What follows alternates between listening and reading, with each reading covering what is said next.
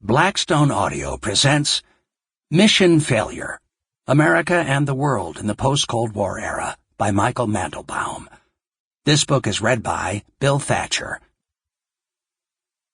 In memory of my brother, Jonathan Edward Mandelbaum, M.D., 1949 to 1976.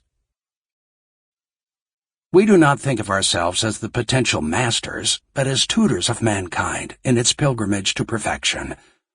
Reinhold Niebuhr, The Irony of American History. Of course, he remains essentially American in believing all questions have answers, that there is an ideal life against which everyday life can be measured. Anthony Powell, Temporary Kings. You Americans are so naive. Steve Martin, Saturday Night Live. Introduction.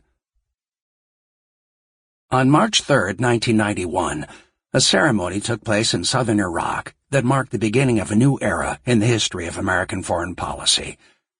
At the Safwan Air Base, an American commander, Norman Schwarzkopf, acting for the administration of President George H.W. Bush, and accompanied by British, French, and Saudi Arabian officers, agreed on the terms of a ceasefire with an Iraqi general. The war that Iraq's invasion and occupation of tiny, neighboring, oil-rich Kuwait had begun in August 1990 had ended in a decisive victory for the United States and its allies. The Gulf War, in turn, marked the end of a longer, larger, far more important American conflict. The 4 decades-long political, economic, and military struggle with the Soviet Union, its allies and clients, and its ideology, Marxism-Leninism. The end of that conflict, the Cold War, had set the course of the Gulf War.